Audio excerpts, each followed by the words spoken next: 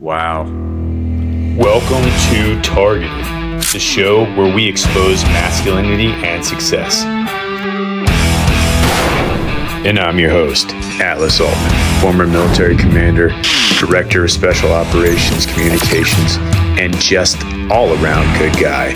We are not a dying breed. We have a lot of ground to cover, from strength to writing to inner focus. You have what it takes, and I'm about to bring it out through the stories of the people that have already done it. Welcome. This is Targeted. Welcome back with Antonio Diaz as our guest. We have a pro bodybuilder, man of God, and just a life changer. I hope you enjoyed this episode as much as I do. So you had a woman that was very supportive, very, very loving, had your back. And then a man entered that you wanted his respect. Yeah. And even though he was all the things that you got from fifth grade, the difference was he was a man. Oh, yeah. Yeah. I think we're talking about why we're in a messed up place now. And you see the importance of what everybody needs in their life. Yeah. Right? Yeah. Talk about the family dynamics and how nuclearized they made the family. And that's we can get into it, but that's what I had in school. And it really helped me so much. Yeah, so everyone that I talk to, and we kind of go into this, it's a safe space, but it's a weird space because no one talks about it. They go into, if they don't have it in their family, which most people don't, they look for it. Yeah. Like, what men can teach me how to be a man? Yeah. What are the smallest things that matter? Yeah. Because if you do the small things right, Yep. you're going to do the big things right. You're going to finish the practices. Yeah. You're going to put in your effort, not just the effort. You know, and there's a difference there. Yeah. And there's a difference in outcome. And it sounds like you had some great people. God definitely blessed you in your life, but he gave you some things to get through. Yeah. So let's talk about college. You were in college. All right. What were you doing in college? So I got recruited for track. I knew nothing about track. I just started 11th grade year. Got letters from literally every Ivy League on the East Coast. Most schools. I mean, I could just name them. Yeah. Right. And to me, it was just like whatever. I literally had a box full of letters. Do you still have them? Yeah. They're at my mother-in-law's house. Yeah. I went to Zapula. I said, okay, here I got all of this. This is cute. Whatever. Where are we going? Where am I going? And what made the most sense was Syracuse University, because Canada's right there. Remember, she's from Canada, but she lived in Long Island. So being able to try back and forth, I knew her parents, they supported me. Great people, right? Yeah. And I think I really broke this idea of people of color to them, because it wasn't like there was a lot of, people of color they were around in Canada. And even though she was in Toronto, they seen some, but in terms of being in a home, it's different. Yeah. It's one thing, I know Mr. Brown you know what I mean? It's another thing in home, right? Yeah. So this idea of, this kid, because I've experienced racism dating, man, in high school. It was terrible. Yeah. Not directly, indirectly, but I was stereotyped and all of this. But anyway, I always had this little guilt feeling of proving to you that I'm not who you think I am. Yeah. Literally. And that's a respect thing. All this, you know what I mean? And I loved it because I look back and I say, you thought, how shocked are you now? You know what I mean? Yeah, it feels good, doesn't it? Oh, yeah. Are you kidding me? It's like, and people don't understand. Those little wins for me, I'm like, those are big wins, man. Oh. Everyone calls them little wins, but they're freaking huge. Oh, in retrospect, they're yeah, you know what I mean? It's like, but we don't talk about this. No. We don't. I mean, how much do we really dig into this as men? Yeah. We don't. And I said, the endorphins that are released through these conversations for men, it makes me look at mental health different. And so now my entrepreneur business is different now.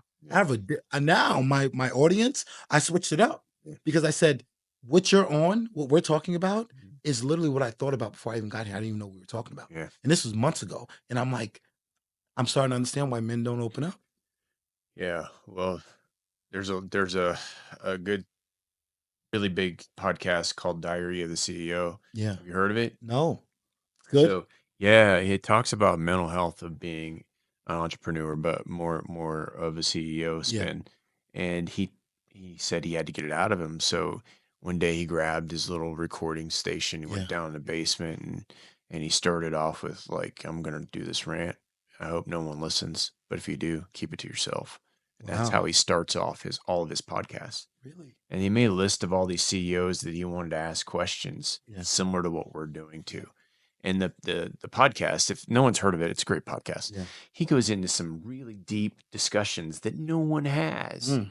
And realistically, um, I don't like PTSD. Yeah. So that's one of the things that you'll hear a lot of because society has normalized. It's not a disorder. Yeah. It's post-traumatic stress. Some people have a disorder, Yeah. but they label all of us as PTSD, Yeah. candidates. So I had to fight that whenever I got out of the military. Yeah. They're like, you've been to Iraq, you've been to all these war zones, you've seen some things. Yeah. You have the career of an Army officer. I think Yeah. one of them told me. I Yeah. go, well, I was in the Air Force for Yeah. sure. Yeah. Like, doesn't seem like it. Yeah. And I've talked to psychiatrists openly, and that's a scary thing for a man to share that kind of Yeah. stuff. But he talks about that in his podcast going into that, Yeah. and how he was surprised that people would actually talk to him about the things like we're talking about. Yeah. Because this stuff, man, this is not sitting back on a Friday, let me tell you about my life kind of stuff. Yeah. This is sitting today talking about this is my life, but it's not for me. Right. It's who made me. Mhm. It's for you that's probably listening that's going through something similar. You're gonna make it. Yeah. Absolutely. You're gonna make it. So what did you study in college? So when I first got into college, now keep in mind, when I entered into college, I was an athlete. I wasn't a student athlete. In fact, there was a stereotype around me because I never felt like I was an academic student.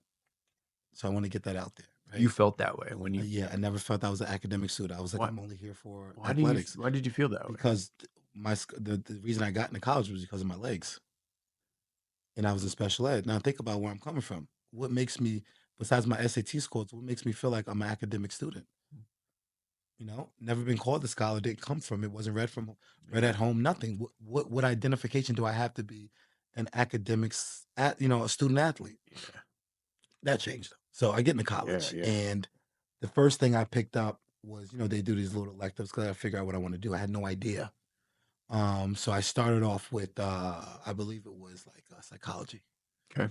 And just a bad experience. So then I found philosophy and loved it. A bad experience with psychology? Yeah, just with a professor. It was a professor The thing. professor And was. I'm like, if I stay in this, I'm gonna fail, and then I'm not gonna be able to run. I can't do it. So before I failed the child psych, remember it? And I said I can't because I don't want to encounter this again. Yeah. So I got into philosophy. Philosophy I loved, man. I loved it because I love talking. I love dialogue. I love figuring things out, like solving. I like stoicism, stuff like that. So when I was able to learn about, Aristotle, Plato, and all of these guys, I'm like, yo, this is interesting. Marcus Before I Aurelius. was a Christian. Here's what's wild though. Everything was there. Everything we need, we have. Yeah. We just got to open up the right door. That's something I was realizing. I didn't find the door yet. So through going through this experience, I ended up majoring in sociology. And the reason I majored in sociology because it was easy to get me through that. And I talked about Was it easy or was it just interesting? It was. So here's the thing. It was interesting, but you gotta coming from psychology to philosophy to sociology. Yeah. When you're studying the three, the less challenging one is sociology. Because the other two, you can go into not doctor. Yeah, you become doctors. Yeah. You know what I mean? Yeah. Sociology is like you can become a doctor, but it's not going to make a big difference. Yeah. But psychology is like you can move up the ladder. Philosophy, you can become a lawyer, whatever. So I was like, all right, I just need to get through school. I'm here for sports because that's what they told me in high school. You're an athlete, you're a great athlete. Use your athleticism instead of saying use your athleticism to find out what you want to pursue as a career academically.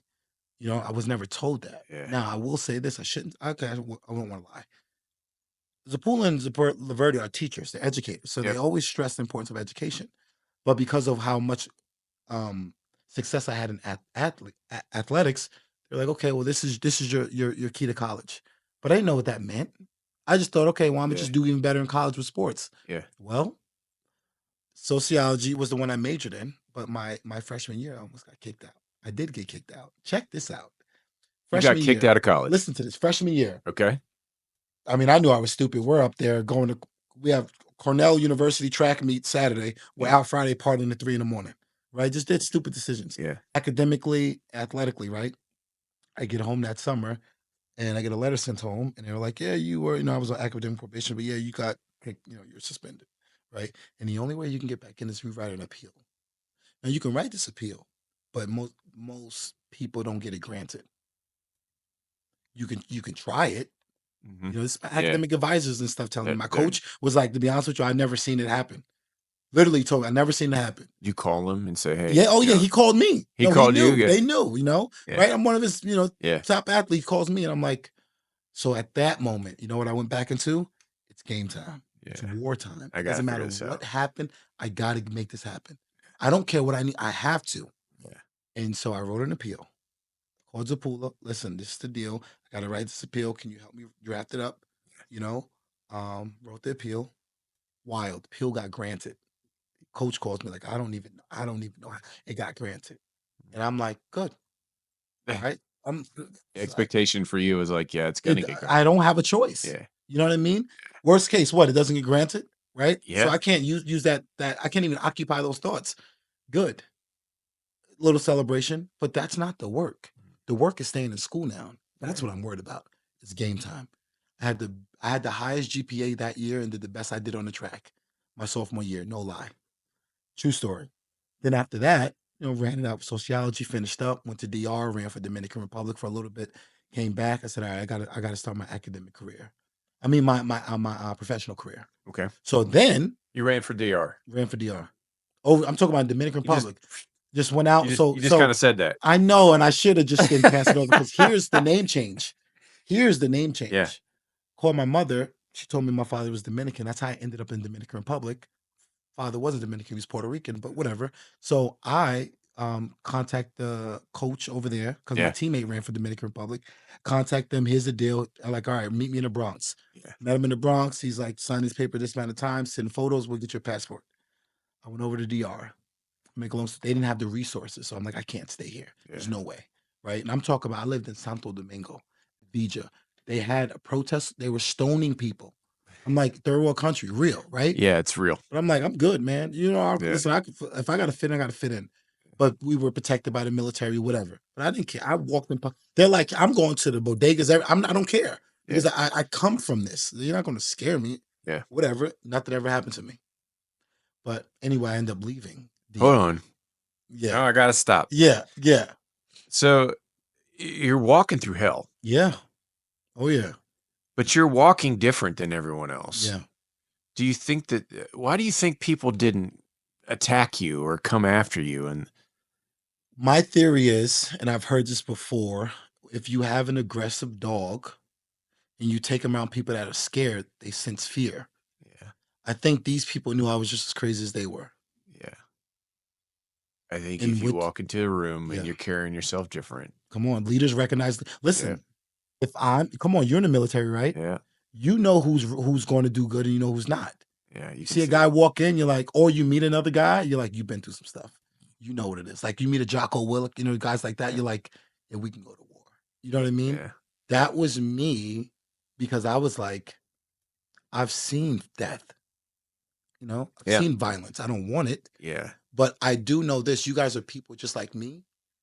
And one, no one's going to attack you for no reason, even if you're in the wrong spot. But if you look suspicious, these people cook. Listen, true story, they cooked for me, treating me, and these random people. Mm-hmm. I embraced it. I did Bible study there, had a good time. Yeah. But an important part I don't want to mix over. At the time, my name is Shamel, right? Mm-hmm. My middle name is Antonio. Okay. Right? So I called my mother, which is like, okay, Antonio, where does this come from? Learned all of this. Yeah. She's like, I always knew your father was Spanish. I'm like, okay. Well, it's not on my birth certificate. Yeah. Not only is he on my birth certificate now, but I dropped my first name. His name is put on there. Now it's Antonio Diaz. A lot of people didn't understand that because they knew me as Shamel Lewis. That was my mother's name. Mm-hmm. So I got that all changed. My oldest son has my name now. And one day I'm gonna tell him, only if you knew, if I didn't do what I needed to do, you would have been carrying my mother's name now. Yeah. With my old but I said it may not have been my fault, but it's my responsibility to get this right. So he's on my birth certificate. You know what I mean? Good on you. Yeah, it's good.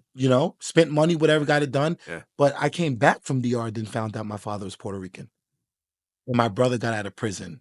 Mm-hmm. Got off the bus, went to a laundromat because he thought girls were outside. Bunch of dudes. Guy comes up to him, is like, Louis, because my father Alejandro, they called him Louis. He said, if he ever seen you, to give him this. My brother got his number, called me like, yo, man, I found that father. He told me here's his number. Yeah. Brother gave me his number. 2 days later, he goes back. No, a week later, my brother goes back to prison. How crazy is that? That's For another crazy. 6 years. So I said, when people talk to me like, oh, why are you the way you are? Life is not that serious. This God stuff. I'm like, you don't understand what I've been through. Yeah. To live in this fairy tale world that these things happen just to happen. Yeah, man. Well, a lot of people would quit back and say, well, everyone's been through stuff. Yeah. And I would say, yeah, sure. Right. That's fine. But you haven't been through my hell. No. Like, everyone's got a different hell. Yeah. But like the reason why you are so calm, Yeah. the reason why you are not quick to speak, the reason why you're so aware of the world is because of the things that you walked through to get here. And people see that. Yeah. If you've been through a lot of stuff, Yeah. people see that. Yeah. And yeah, so I wanted to stop you in DR and then we'll talk about yeah, that. But yeah. so you came back out of DR Came back from DR. and then you went back to school. Came back to the States. Nope. Came back to the States. And, I ran a critical care program. Yeah. So I started as a case manager, a caseworker, took over the program. Mhm. After that, I was an assistant social worker in the school. Mhm. And at that point, I'm like, okay, I got to figure out my career. I only got a bachelor's degree. If I want to become my goal was always, originally it was like, okay, I make $100,000, I'm cool. But then I was like, no, I want to be a millionaire. But this is not going to work. So I looked at it and I said, I applied to become an FBI agent. Okay. Interesting. Yeah. And looked at the qualifications. I'm like, I get that. That background check is good. And I took the test. Now I failed the test twice. This is crazy. But I said, when I took the test, I said, this test is not, and I said this, I believe, to my wife. I said, the test was like not, it was for a specific group of people. I didn't feel like it fit for minorities. Yeah. It was weird. Do you know they changed the outline of the test? Changed the whole, no lie. Changed the format of the test. No, and I got to take it again and didn't. Not even, God is my witness, man. And the reason I didn't, because it said I had to relocate every 2 to 3 years. Yeah. Now, mind you, I got married when I came back from DR to my first wife. So when I tell people I've been through hell, that marriage was hell. Yeah. I divorced her. And I divorced her where I had my first child. He was 6 months. Took him to the pediatrician. The pediatrician's like, your son has high anxiety. Is everything all right? At that point, I said, I'm done. And the reason I stayed, after going to church, getting my pastor was like, if I were you, I would head for the hills, if you want my honest opinion. She is completely, and I stayed another year. But once that got the news for my son, I did my own divorce, literally. Yeah. Saved me a lot of money. Got out of that. But I went through hell, attacked. They almost like, people don't get it. Like, so this always comes up. Yeah. Every show comes up, Yep. divorce. Everyone's got Yeah. their divorce story. I'm divorced. Yeah. Whenever a woman cheats on you, easy decision. Easy decision, Yeah. So a lot of women nowadays they're just like, well, I'll just cheat on him and he'll deal with it. Yeah. And no, we're not you. That ain't how it works. No, we right. But then here's what's interesting, and I love that you brought that up. Yeah. Because we don't think that. We're not, listen, we are built different. Yeah. A man will hold on to something and will not allow him to grow in a certain area to make you feel like a queen. Yeah. If you violate his rules, Yeah. his standards. It is what it is. Yeah, there are ways to do life. So biblically, a man and a woman are supposed to be together for God's purpose. Yes. And they're supposed to be working together for God's purpose. And whenever they start to work for their own purpose, and that's usually lust is the number one, man. That's the number one reason why divorce papers being served. That's but it has an impact. Yeah. The hard thing from a man's perspective, again, it goes back to respect. The hardest thing for me to do, and I held on for longer than you, and I shouldn't have, was make that call, knowing that the person I had chose to be in my life was not the support that I thought she was going to be. And she was not doing what God's purpose was for us. And all the other things that you put together, it's just crazy. But after I divorced her, like I want to talk about, you said you divorced her yourself in your own process. What does that mean? So I went down to remember. Now here's what's wild. I look back, man. I got to write a book someday. Do it. Like, how in the world, if I look at everything challenging I went through, I got through? How? And I never stopped to think about the how because I said, I am just built. And that's why I said, I know I would have been in the military. 'Cause I'm just not built like a lot of people. Yeah. Where I see a lot of people give up, I'm like, yo, let's go. Unfortunately, this is wild, and I'm going to say it. I do my best when I'm under pressure, but our mentally, we're not supposed to sustain that Yeah. because the outcome of that could, if it's too long, could mess you up. Yeah. You know, it's like powering up, but your power is draining faster, so you have a short period of time where you're done. And I said, God, just give me the wisdom and knowledge to be able to balance this and work through this. But the process was crazy, man. Listen, my wife I'm married to now, I I built my team for my critical care program. I met her there. Now the difference was this: they knew I didn't hug women, I shook their hand, didn't hug them. There was nothing, and they seen how I moved, right? And I didn't know I would end up marrying this woman. I didn't, no idea. Yeah. My thing was, man, I had my ex-girl from Norway, she was just waiting to get back in a relationship. I had no idea I would take this turn. She was supportive. She was waiting for me, literally waited years. Make a long story short, I ended up marrying my wife now, who I was her supervisor. You know, taught her things, super respectful, never crossed lines. Yeah. So I said, even if she was insecure, she's seen how I moved. Yeah. But make a long story short, people told me after that process, I went down to the courthouse, filed papers, they sent it back. I'm like, oh man, like you got to do this, that, and that. Filed again, sent it back. You got to do this, filed again, sent it back. Then third time, went through, right? Took a whole year. Yeah. Right. And I told my wife now, and I said, yeah, I'm Christian. I'm not doing this whole, we're getting married. Like I'm not just dating you to know. And I don't even like the idea of being at the kiss and all. Yeah. We're getting married. I'm a Christian. Yeah. If you support, you know what I mean? If you're willing to do, I'm going to give you this loyalty, this is that and that, but I need this from you. And she was able to do that. We got married, had a kid. Like, listen, and people tell me, why? What's the rush? I said, oh, I see what's going on here. So because you think I rushed, I do think because I got married, I rushed. I said, listen, if you go to a car dealership and you see a car you want, despite your engine going in the last car, you going to buy it? Or are you going to say, well, my last car went, this one might go too. I'm not even going to entertain cars anymore. No, you're going to buy it. So why the heck when you think like that and making a life decision? If you know what you want and you know you can afford the payments, why not do it? You get what I'm saying? And we can unpack what the payments mean, but you know what I mean by that. But I like say the that payments analogy. Come on. I mean, good. I say that to say, listen, I knew who I was as a person. I knew what I can provide. And I said, you know what? Whatever the self-fulfilling prophecy I have about her, there may be a possibility I can be wrong, but I'm willing to take that chance. I'm a leader, right? Yeah. We've been married going on 7 years. That's great, man. There's no great. cheating, no infidelity, nothing. Yeah. I don't curse. Yeah. So I never call her out or her name. Yeah. Now we have disagreements. I had to teach her, like, it's okay for us to disagree, but we're going to do this Christ-like way, you know? Yeah. Yeah. There's a lot to be said there.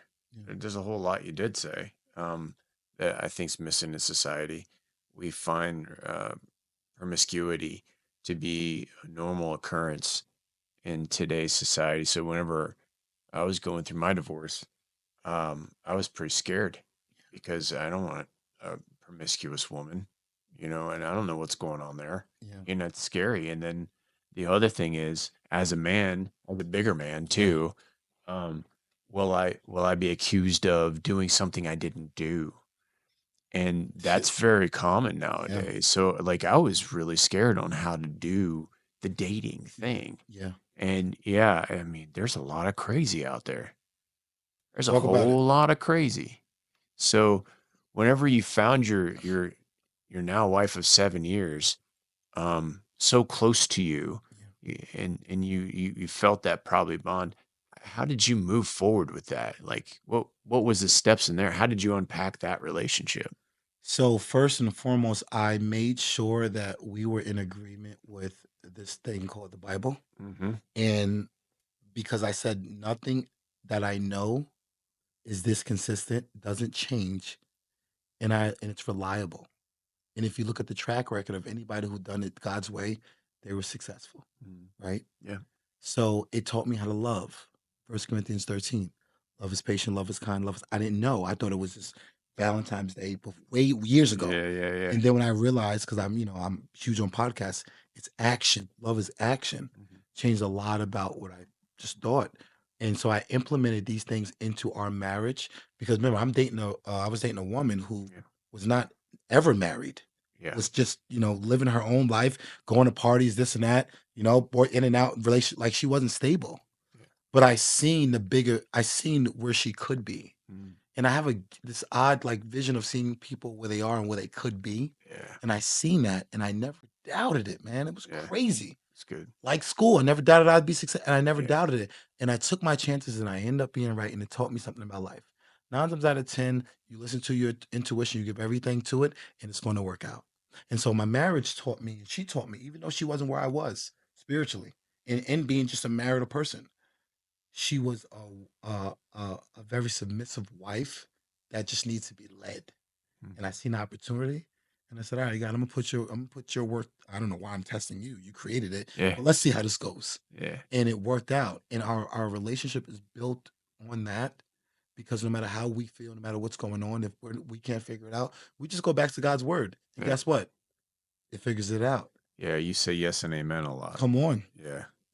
And the crazy part about it is this. I said, I wish everybody that is envious of my marriage, because people you got people that are just jealous, this, that. I said, man, I post the secret and you guys look at it like it's a fairy tale. Yeah. I'm telling you, it's not going to a therapist in a building and she telling you about it. She's not even married. Yeah.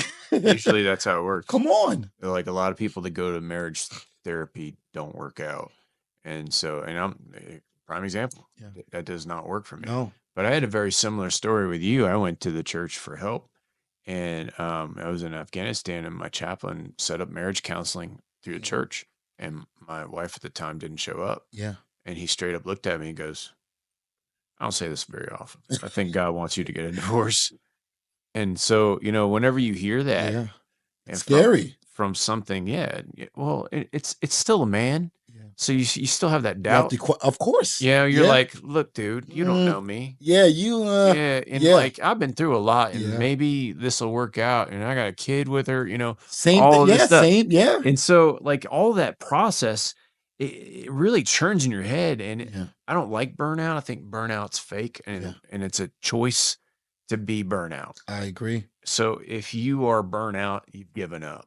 But it really does bring you down a couple notches whenever you have to process the decision that you made as a man to do life with a person, and then you realize that person has changed. Yeah. They are not the person person. They're just not, and it's okay. Yeah. And praying about it from my perspective, that's what I ended up doing. But still, man, that's crazy. So that I want to open up the door into where you're at now. Yep. Like, let's start with the bodybuilding. Yeah. How did you get into bodybuilding? So I was crazy part. I in my pursuit of figuring out my professional career. Yeah. I said, okay, what gifts do I have that can open up doors for me to get to where I want to go? Right. I've always been a great athlete. Always really strong. Always had a good physique.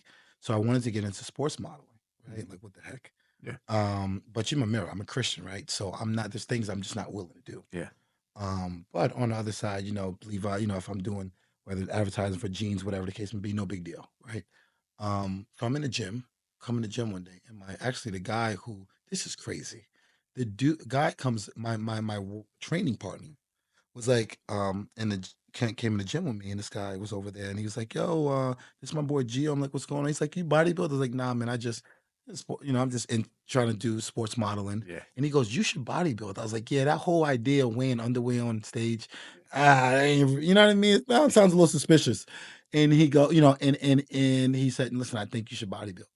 That guy that told me that it was the first person I called my best friend to this day. Nice. It's bizarre, man. I'm telling you. I love it. So make a long story short, here's what's crazy. The dude seen things in me that I didn't see. Yep. And he literally told me, like, man, if you do this, you can turn pro quick. I turned pro. Now I don't know if you know much about bodybuilding, but it's not easy to turn pro. State championship. Yeah. I did it for like 7 years. Yeah. It took me 7 years to become a state champion. Yeah. So you'll understand this. I turned pro in 3 shows. I did my first regional show, qualified for nationals, placed 8th. Pandemic hit. Everybody was scared to do shows because it was closing. I said that a national show has to open up at some point. Yep. I'm gonna prep till one comes. Did North American? I was going to do another show to qualify. Yeah. Well, just my blessing, because of the pandemic, they said whoever went to nationals last year, you don't have to qualify if you place top 10. Wow. And you Did were that eight. show, won my class. Went to Nice. overall pro card. All right, guys. So let me explain some stuff. Okay, so there's NPC. PC. Yep. So there's multiple different ways you can do bodybuilding. You can do national NPC is one of the biggest ones. That's just where you'll see. You have IFBBA. There's different shows that you can do, and they all have different rules. The biggest one is NPC in America, hands down. And you get classed by different physiques. So some do like short, medium, and tall. Some do it by weight. But there's different classes. So you compete in a class, and then you compete all classes for an overall. Where you can go pro is that's the quickest way. I think I've ever heard anyone go pro in 3 shows. So how you turn pro is some shows, like I turned pro at North Americans, which is a big national show. In that show, top 2 in your class, or class winner, or some even just do overall winner. Back in the day, they only did overall winner, but they created more classes. So now they said, win your class, or whatever. So I won my class the following year. That's crazy. In that automatic pro card. Yeah. And thinking back, it's like people was probably dumbfounded. Like the people that taught me how to pose, they're still trying to turn pro to this day. Wild story, right? No, it's a mindset, man. Yeah, it is. Yeah. Whenever you can see where you're going to be, you just need to get there. And however that happens, it's going to be ugly sometimes. And not everyone deals with ugly the way you do. Yeah. And again, if you go back through your childhood and all the things that you had to tackle and overcome, just the things that you shared, not the things that you didn't. Yeah. Whenever you look at that mindset, it's not like everyone else's, man. Yeah. So whenever you're looking at how I can do this, and then you said, if I do it this way, and you have somebody that knows the system, then you trust them, and he's still a friend today, man. Yeah. That's what I put on a TEDx stage. Yeah. It's the people you put in your life that make you who you are. 100%. It's the circle. Your network is your net worth. Show me your friends, I'll show you your future. But your life in general is what makes you capable. Yeah. And the things that we look at as hard today are things that we laugh at in 10 years. Now, that is such a true statement. 100%. Go in. Tell me about it. Because when you're going through, when I call it, in the trenches, right? Yeah. Let's say I'm prepping for a show. Yeah. People don't understand. The hardest thing I've done in life physically was track and bodybuilding. Because when you're spiked up and you're running 100 meters back to back and you have to hit a certain time, you don't know, man. Listen, I didn't know if I was going to pass out or if I was just going to just throw. I didn't know. But what I did know was this. Until I can't move, I'm going to keep going. Yeah. And that type of pain built a resistance to giving up that I wish a lot of people had, because when I became a bodybuilder, because I was so disciplined. And what people don't understand is this: in my sport, you take steroids. Yeah. My first two shows, I said my goal was to turn pro on natural. Like, no one does that. Well, listen, I took second in my first show, and then I went to nationals with nothing. Everybody in that building I was competing was on steroids. They were on some gear. And they were just like, no way. And I said, here's the difference, man. I'm willing to go where you're not. Just so you know. And I have the athleticism to go there too, but I also have the mindset. Yeah. Well, you got tested in college, I'd imagine. Oh yeah. Yeah, there was no. Here's the crazy part about running. Like I'm Syracuse University's north, right? Yeah. You have the South, Florida, and all of that. I didn't know till I went to Dominican Republic and talked to my Portuguese coach. He said, everybody's taking something. I said, taking what? This is not how naive I am. Like blood doping? Like SARMs, like steroids. Oh, okay. And you're able to cycle off and people don't know. He said, oh, they're all taking stuff. It's just a matter of getting caught. Mm-hmm. Yeah. You know, I didn't know. So I said, I relied on work ethic, where if you're taking something, you're going to rely on that after a while. Yeah. Never believed in that. Yeah. Man, you and I are so parallel on this. So, I didn't take aspirin. I didn't take any medicine. Like when I got sick, I just dealt with it. Our body's resilient. It sucks. I'm like, I'm going to figure this out. Drink more water. Yeah. Suck it up. Yeah. But I didn't start really feeling it until I was in my 40s. Yeah. And then I started taking medicine, and God bless medicine. Yeah. At 40. But guess what? Not you want to know 20, why it's a blessing? Not in 30. Because you didn't abuse it. That's right. And so I find that the number one answer for a lot of men's ailments is a pill, especially in America. They're like, here, take this pill. Yeah. Steroids. Yeah. I mean, steroids in general, I've never taken any that were not prescribed. I had some surgery, I had some things. I popped my shoulder back in earlier this year. Yeah, we were out in the mountain and I popped it out and I was like, put it back in. That's crazy. And I stayed and I skied and went in the doctor to make sure that I did it right. Yeah. They were like, here's some steroids. I'm like, okay. Wow. Didn't even take them all. Didn't you? Yeah. I mean, I'm built mentally differently. And so you're the third bodybuilder I know that hasn't taken anything. Haven't dibbled. So I will say, let me just make this transparent because I know people are going to see this and I want to be honest with people. My first 2 shows, I didn't take anything. Okay.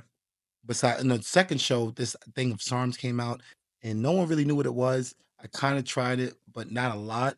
But compared to steroids, it's don't waste your time. Yeah. There's not enough research on it. Yeah. You know what I mean? My third show, it was a few people. They're like, listen, man, you got great genetics. Yeah. I got to tell you a secret. You always hear that. There are people with your genetics, but their own stuff. And they said, your thing is you're so like by the book that in this sport, it's legal. And I said, yeah, but I know I can do it. And they said, we know you can do it too. It's you. Thanks for hitting the bullseye with Antonio Diaz, pro bodybuilder lifesaver. We have more of him and his story coming up next. We'll see you there.